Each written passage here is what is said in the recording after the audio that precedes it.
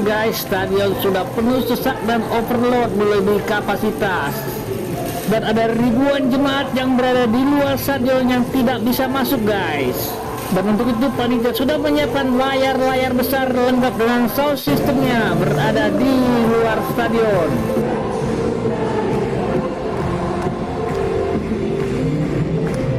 Ya guys, jemaat yang tertahan di luar stadion bisa tetap menikmati perayaan Natal ini dengan menonton melalui layar-layar besar yang juga dilengkapi dengan sound systemnya guys.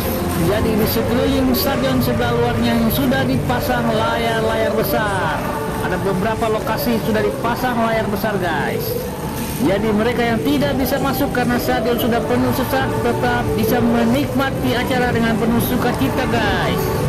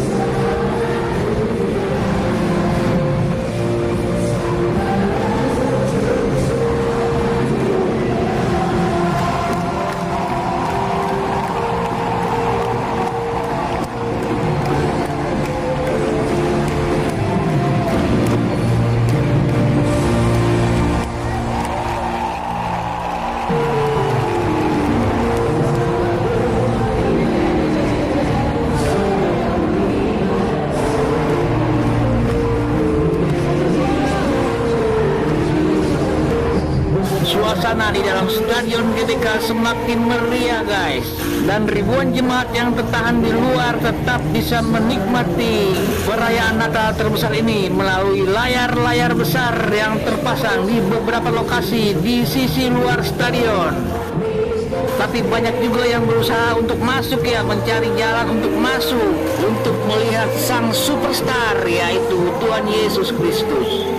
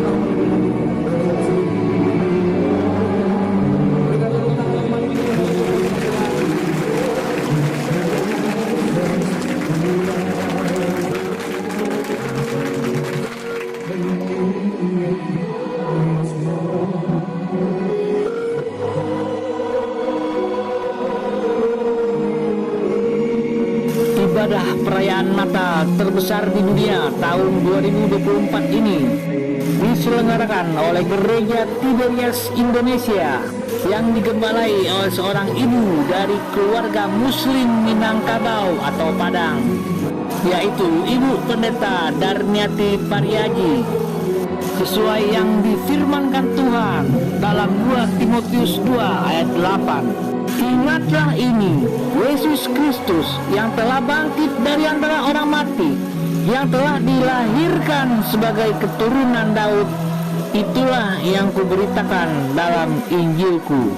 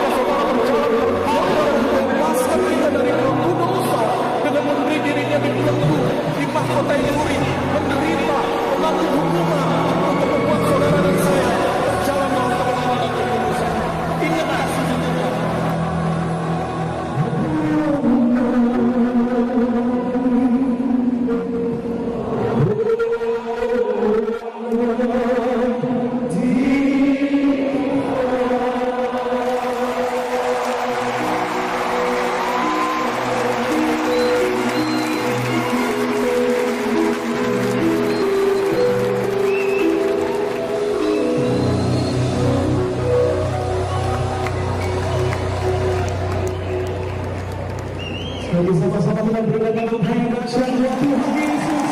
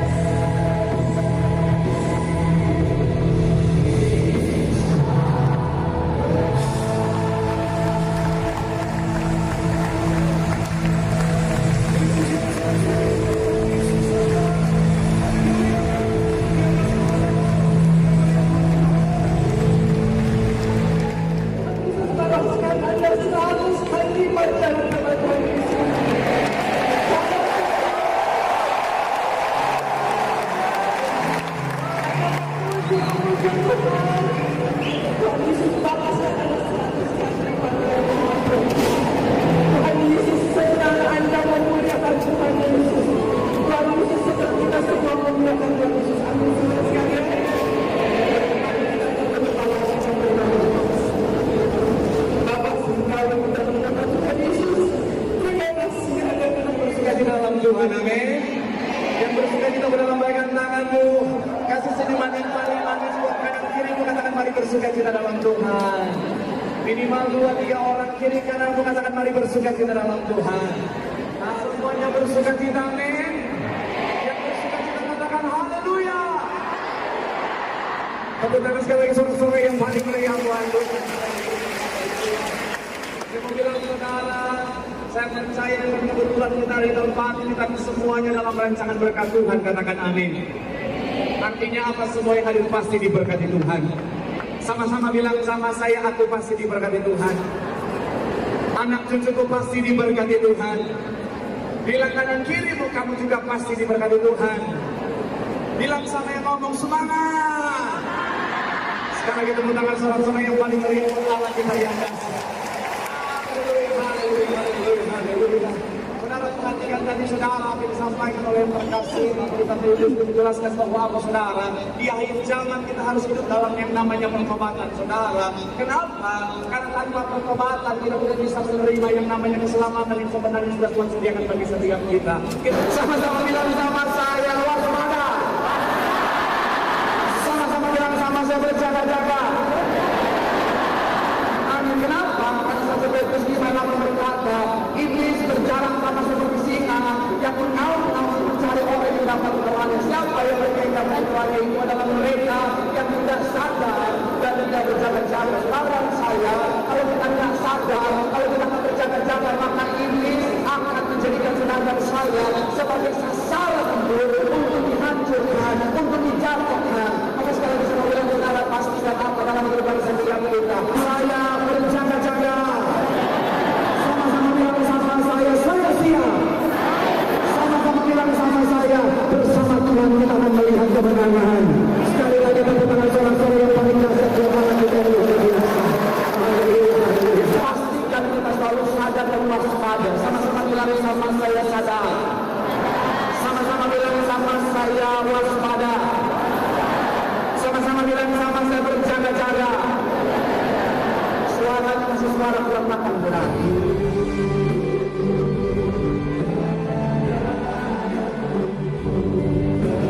Dalam nama Tuhan Yesus, dalam nama Tuhan Yesus, inilah hati yang turun dari surga. Inilah tubuh Yesus Kristus yang tergantung, bertobat, tertinggal di atas kayu salib. Yang pertama, yang memberi kami, hidup kekal di surga. Disatukan tubuh jiwa tubuh agar akan bangkit pada hari kiamat, akan terbang ke roh, akan masuk surga. Dari ujung kepala sampai ujung kaki, kami sehat sempurna, tidak sakit, tidak gagal. Siapapun yang sakit kanker, tumor, diabetes, saraf penyakit, disembuhkan. Yang sakit jantung sembuh, tidak dioperasi, tidak TBC, tidak sakit perut, tidak mah, tidak sakit ginjal. Dalam nama Tuhan Yesus, tidak gendut, tidak lumpuh. Kami telah kanker, kami telah tumor, kami telah bisa disembuhkan dalam nama Tuhan Yesus. Kami doa siapapun yang sakit hari ini disembuhkan. Sudah di atas kayu salib. Dalam nama Tuhan Yesus, inilah tubuh Yesus Kristus.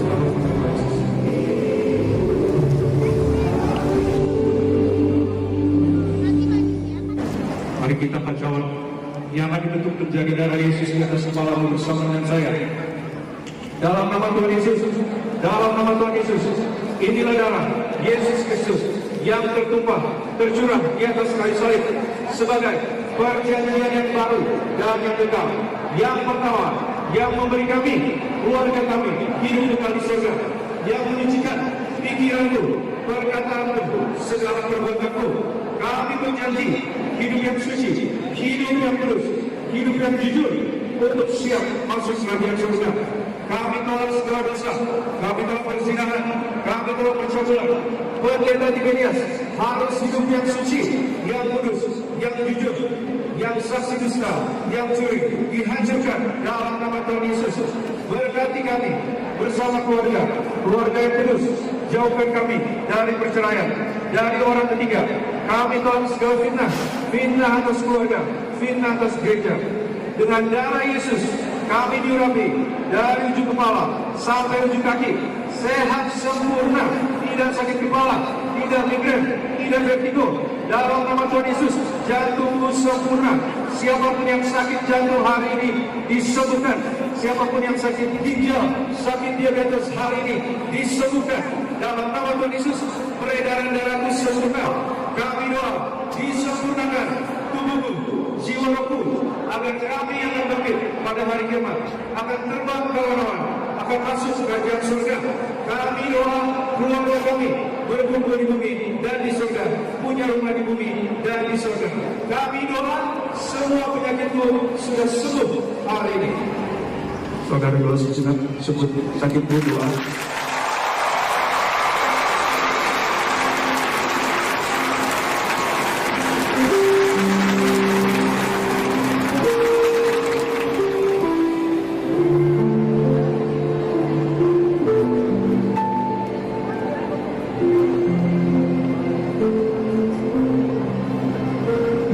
Oke guys, lilin Natal mulai dinyalakan.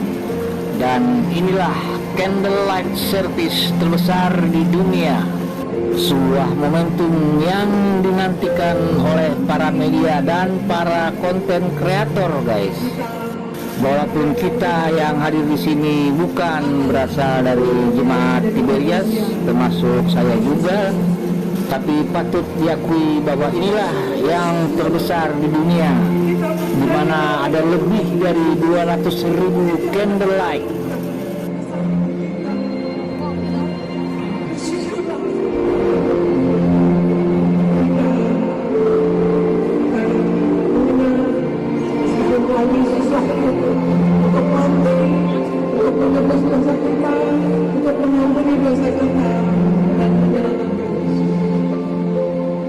Ya guys, dari pantauan pengamat publik dan juga dari kami para konten kreator yang notabene bukan berasal dari jemaat Tiberias, berdasarkan penelusuran dan pantauan dari ibadah perayaan Natal yang diadakan di berbagai negara di dunia, akhirnya dapat kami sampaikan bahwa Natal Tiberias yang diadakan di Stadion GBK ini adalah yang terbesar di dunia guys, yang dihadiri oleh lebih dari 200.000 orang, baik di dalam maupun di luar stadion. Sementara peringkat kedua adalah Filipina ya. Filipina mengadakan perayaan berupa pesta lentera yang diadakan di San Fernando, dihadiri hanya sekitar 100 ribuan orang saja. Dan untuk urutan ketiga adalah Amerika Serikat. Amerika walaupun negara Kristen terbesar namun tidak merayakan Natal di stadion ya, melainkan di gereja masing-masing. Namun ada pesta Natal di Rockefeller Center yang dihadiri oleh sekitar 80 sampai 90 ribu orang guys. Untuk peringkat keempatnya ada dua negara guys, yaitu Italia dan Brazil. Italia mengadakan misa Natal di Basilika Santo Petrus yang dihadiri sekitar 60.000 orang, dan Brazil mengadakan misa di Basilika of the National Shrine Aparecida yang dihadiri oleh sekitar 60.000 orang juga guys. Dan peringkat kelimanya juga ada dua negara juga guys, yaitu Korea Selatan dan Singapura. Korea tidak merayakan Natal di stadion guys, tapi di gedung Yoido Full Gospel yang digembalai oleh pendeta David Yonggicho, yang mana tempatnya hanya muat 20.000, tapi pada saat Natal bisa sampai 50.000 guys. Dan perayaan Natal di Singapura diadakan oleh City Harvest Church yang digembalai oleh pendeta Kong Hee di National Stadium Singapura yang dihadiri oleh 45.000 sampai 50.000 guys. Jadi inilah Natal terbesar di dunia dan candlelight service terbesar di dunia, dan yang uniknya lagi diadakan di negara muslim terbesar di dunia guys.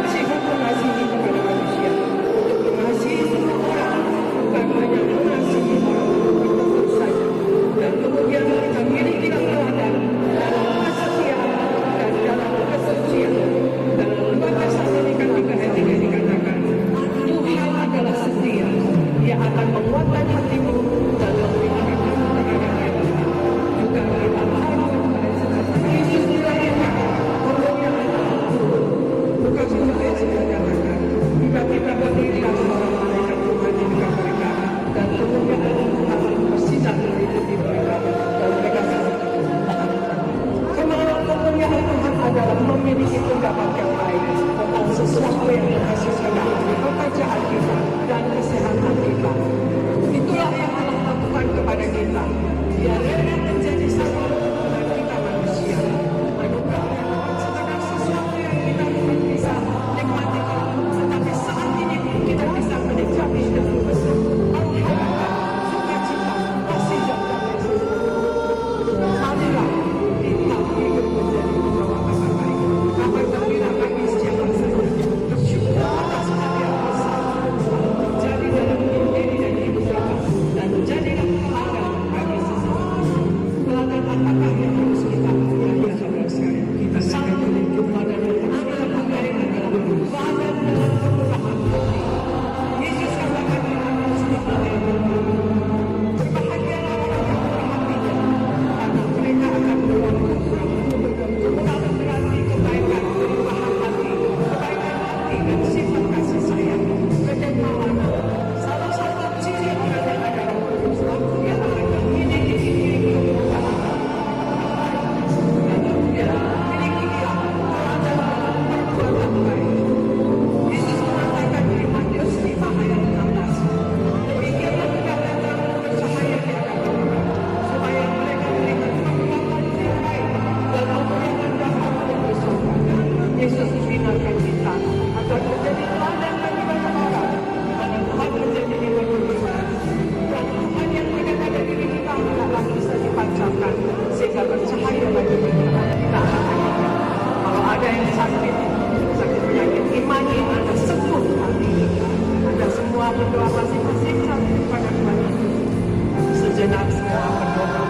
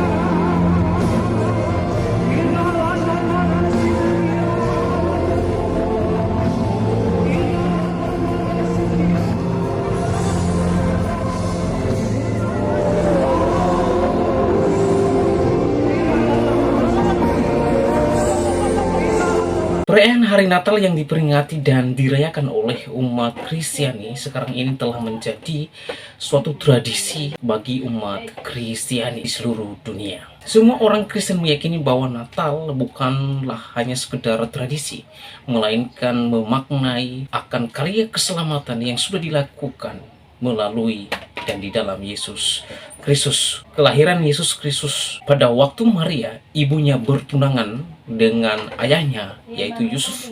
Ternyata Maria mengandung dari Roh Kudus. Tulis dalam kitab Matius pasal 1 ayat 18, langkah awal yang dilakukan Yusuf pada waktu itu ialah merupakan sebuah kekeliruan yang hendak menceraikan Maria dengan cara diam-diam.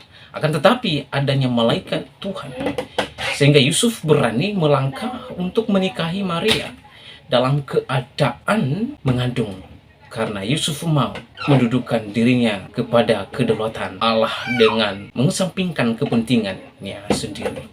Dan teman-teman, dalam Matius pasal 1 ayat 19-20, di dalam pengambilan kesimpulan, banyak manusia mementingkan kehidupan dan keinginan diri sendiri dan tidak menghargai setiap rencana Allah di dalam kehidupan Sehingga banyak orang cenderung tidak bersedia mengambil risiko yang akan terjadi. Bahkan ada yang mengalihkan fokus hidup di dalam rancangan Tuhan atau rancangan Tuhan. Ya, Allah berinkarnasi menjadi Yesus Kristus dan menjadi manusia adalah suatu kemauan atau inisiatif dari Allah sendiri untuk memasuki dunia supaya Allah dapat menjangkau mereka, dalam hal ini manusia. Sebab manusia tidak mungkin menyelamatkan dirinya dari dosa. Itulah sebabnya Allah datang ke dunia melalui inisiatifnya sendiri tanpa kesepakatan dengan manusia. Dia datang ke dunia rela menjadi sama seperti manusia supaya manusia mengenal Allah itu sendiri. Di dalam Matius pasal 1 ayat 23, keberadaan Yesus Kristus dinyatakan sebagai Immanuel, yang berarti Allah menyertai kita. Ini menunjukkan bahwa keberadaan Yesus datang ke dalam dunia menjadi manusia bukanlah pribadi yang terpisah dari umatnya, tetapi pribadi yang hidup bersama umat untuk menyertai umatnya dan menyertai mereka dalam kehidupan mereka. Melalui kelahiran Yesus Kristus merupakan suatu kerendahan hati Sang Pencipta yang berinkarnasi sebagai manusia. Kelahiran Yesus juga sebagai titik awal di mana misi Kristus dalam dunia untuk menyelamatkan umat manusia dari dosa mereka. Keberadaan Yesus merupakan Allah yang sempurna dan manusia yang sempurna, di mana menyatakan sebagai manusia ia bisa mati. Sebagai Allah, ia juga menjadikan kematian itu sebagai pembayaran yang cukup bagi dosa seluruh dunia. Dapat menunjukkan bahwa keesaan Allah datang ke dunia menunjukkan bahwa Yesus adalah juru selamat yang sejati. Nah teman-teman, momen Natal merupakan sebuah momen yang sangat krusial bagi umat Kristiani, di mana Sang Bayi Natal datang ke dunia menjadi sama seperti manusia, supaya manusia dapat mengenal Allah dan manusia yang sudah jatuh ke dalam dosa kembali kepada Allah. Itu sebabnya Allah berinisiatif sendiri datang ke dunia rela mengambil rupa manusia dengan tujuan untuk menyatakan dirinya bahwa ia adalah Allah yang Maha Kuasa, pencipta langit dan bumi, supaya manusia dapat kembali kepadanya, percaya dan mengakui dia Yesus Kristus adalah Tuhan, supaya manusia ini dapat diselamatkan. Sebab manusia tidak mungkin dia menyelamatkan dirinya sendiri. Mengapa? Karena manusia sudah jatuh ke dalam dosa dan sudah kehilangan kemuliaan Allah, dan upah dosa adalah maut. Itu sebabnya kesalehan dan juga kebaikan saudara dan saya tidak mungkin dapat menyelamatkan saudara. Bagaimana mungkin Anda mensejajarkan kekudusan Allah dengan perbuatan baik Anda dan kesalehan? Bahkan Alkitab mencatat bahwa kesalehan manusia adalah seperti kain kotor di hadapan Allah. Alkitab mencatat demikian bahwa kesalehan manusia seperti kain kotor.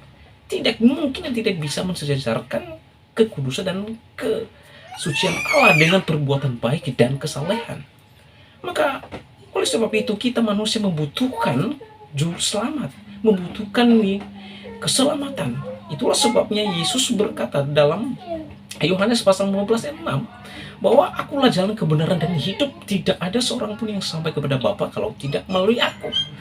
Artinya bahwa melalui dan di dalam Yesus Kristus hanya satu-satunya juru selamat dan pribadi saudara. Sebab di bawah kolong langit tidak ada nama lain yang diberikan kepada manusia yang olehnya kita dapat diselamatkan. Itu sebabnya di dalam Filipi 2 ayat 9 mengatakan bahwa itulah sebabnya Allah memberikan kepadanya nama di atas segala nama. Artinya bahwa nama Yesus adalah nama yang di atas segala nama. Segala bentuk nama yang ada di dunia ini, di muka bumi ini, adalah tunduk di bawah otoritas kuasa di dalam nama Yesus Kristus. Nama Yesus Kristus adalah nama yang berkuasa. Itulah sebabnya iblis gemetar dan ketakutan ketika ia mendengarkan nama Yesus.